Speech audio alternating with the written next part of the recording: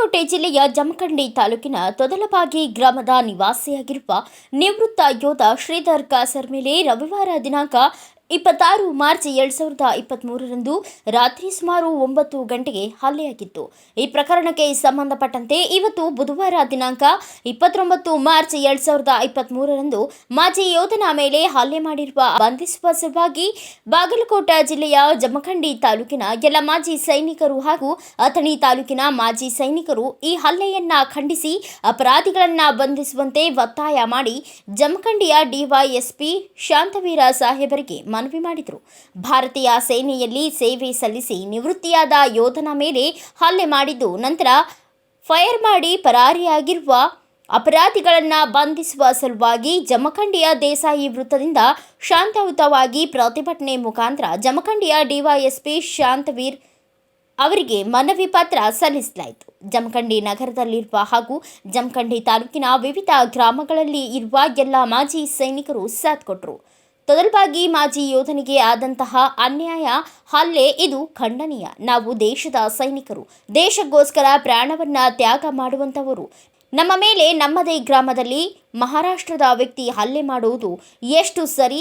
ಮಾಜಿ ಸೈನಿಕರಾದ ಸೈತು ಒಡೆಯರ್ ಅವರು ಪ್ರಶ್ನಿಸಿದರು. ಈ ಪ್ರತಿಭಟನೆಯಲ್ಲಿ ಜಮಖಂಡಿ ತಾಲೂಕಿನ ಮಾಜಿ ಸೈನಿಕ ಸಂಘದ ಅಧ್ಯಕ್ಷರು, ಉಪಾಧ್ಯಕ್ಷರು ಮತ್ತು ಎಲ್ಲ ಸದಸ್ಯರು ಹಾಗೂ ಅಖಿಲ ಕರ್ನಾಟಕ ಮಾಜಿ ಸೈನಿಕರ ಸಂಘದ ಅಥಣಿ ಘಟಕದ ಅಧ್ಯಕ್ಷರು, ಉಪಾಧ್ಯಕ್ಷರು ಮತ್ತು ಸದಸ್ಯರುಗಳು ಸೇರಿದಂತೆ ವೀರ ನಾರಿಯರು, ಮಹಿಳೆಯರು ಉಪಸ್ಥಿತರಿದ್ದರು.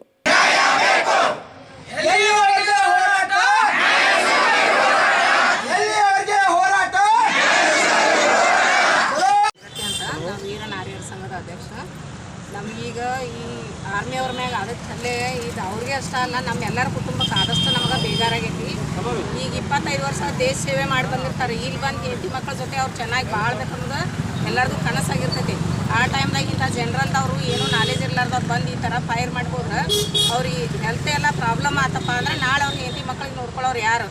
ಆಮೇಲೆ ಅಂಥವ್ರಿಗೆ ಈ ದೇಶ ಸೇವೆ ಮಾಡಿ ಬಂದವ್ರಿಗೇನ ಈ ಥರ ಆದ್ರೆ ನಾವು ಒಬ್ಬೊಬ್ಬರ ಹೆಣ್ಮಕ್ಳು ಜೀವನ ಮಾಡ್ತಿರ್ತೀವಿ. ನಮ್ಮಂಥವ್ರ ಗತಿ ಏನಂತ ನಮಗೆ ಭಾಳ ಬೇಜಾರಾಗೈತಿ ಈ ವಿಷಯಕ್ಕೆ ಸಂಬಂಧಪಟ್ಟಂಗೆ. ಅದಕ್ಕೆ ಈಗ ನ್ಯಾಯ ಸಿಗುವವರೆಗೂ ನಾವು ನಮ್ಮ ಹೋರಾಟ ಬಿಡೋಂಗಿಲ್ಲ. ನಮಗೆ 24 ಗಂಟೆ ಒಳಗೆ ಅವ್ರು ಎಷ್ಟು ಜನ ಆದ್ರೆ ಪಾಲ್ಗೊಂಡಿದ್ರು, ಅವ್ರ ಮ್ಯಾಗ ಯಾರ್ಯಾರು ದೈವಿಕವಾಗಿ ಹಲ್ಲೆ ಮಾಡ್ಯಾರ ಅವ್ರಿಗೆಲ್ಲರಿಗೂ ಶಿಕ್ಷೆ ಆಗುವವರೆಗೂ ನಾವು ನಮ್ಮ ಹೆಣ್ಮಕ್ಳು ನಮ್ಮ ಇದು ಸತ್ಯಾಗ್ರಹ ನಾವು ಇದನ್ನು ಸ್ಟ್ರೈಕ್ ನಿಲ್ಸಂಗಿಲ್ಲ ಅಂಥೇಳಿ ನಾನು ಎಲ್ಲರಲ್ಲಿನೂ ವಿನಂತಿ ಮಾಡ್ಕೊತೀನಿ. ಅವರು ನಮ್ಮ ಹುಡುಗನ ಮ್ಯಾಗ ಹಲ್ಲೆ ಮಾಡ್ಯಾರ. ಈಗ ಅವಂಗ ಗಾಯ ಆಗೈತ್ರಿ. ಮತ್ತು ಗಾಯ ಆಗೋದಕ್ಕಾಗಿ ಸರ್ಕಾರ ಯಾರು ಮನೆ ಹಾಕ್ತಿದ್ರಿ ಹೇಳ್ರಿ ನೋಡೋನು. ಈಗ ನಮಗೆ 24 ತಾಸು ಒಳಗೆ ನ್ಯಾಯ ಕೊಡಿಸ್ಬೇಕ್ರಿ. ಅದು ಏನಾದ್ರು ಏನ್ರಿ? ನಮ್ಮ ಹೆಸರು ರೀ ಗೌರವ ಕಸಾರ್ ರೀ.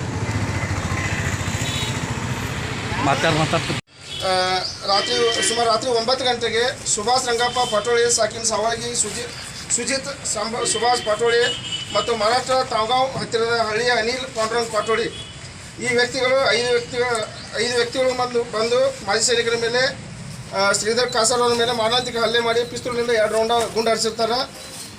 ಅವರಿಗೆ ಶಾರೀರಿಕವಾಗಿ ಹಿಂಸೆ ಕೊಟ್ಟಿರ್ತಾರೆ. ಅದಕ್ಕೆ ನಮಗೆ ನ್ಯಾಯ ಬೇಕಂತ ನಾವು ಇಲ್ಲಿವರೆಗೆ ಬಂದಿದ್ದೀವಿ. ಈ ಸಂಬಂಧಿಸಿದ ಈಗಾಗಲೇ ಸಾವಳಗಿ ಪೊಲೀಸ್ ಠಾಣೆಯಲ್ಲಿ ನಾವು ಒಂದು FIR ಮಾಡಿದ್ದೀವಿ. ಆದರೂ ಇನ್ನೂವರೆಗೆ ಯಾವ ಕಾರಣಕ್ಕೆ ಅಪರಾಧಿಗಳನ್ನ ನೀವು ಅರೆಸ್ಟ್ ಮಾಡಿಲ್ಲ?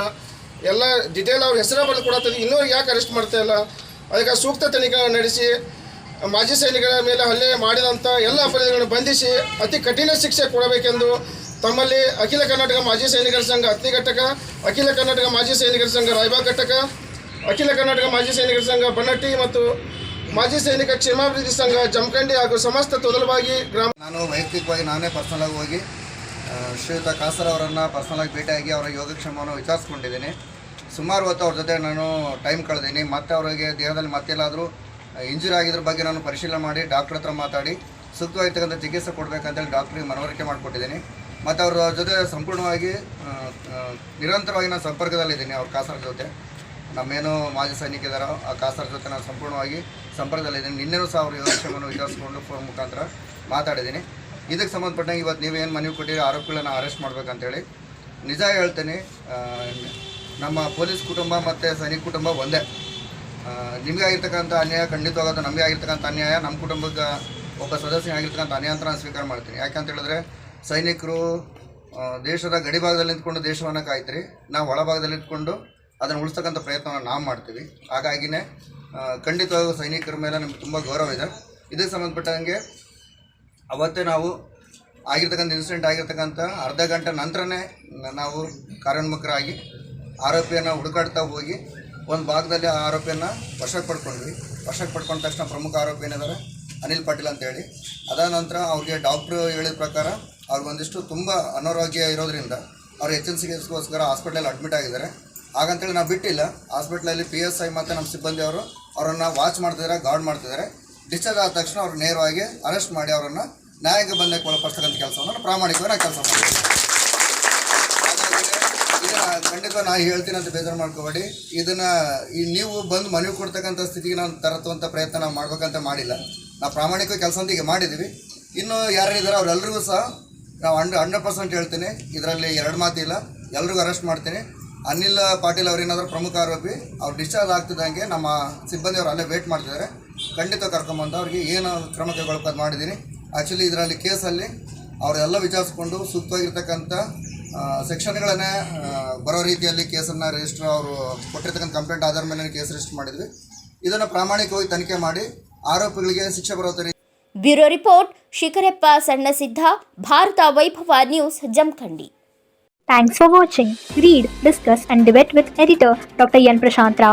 Wanted reporters in print, digital and visual media for Bharat Vaibhav Daily Newspaper, BV News Channel and BV Fast Web News from all the talukas of Karnataka. If interested, send your resume to 9482633333.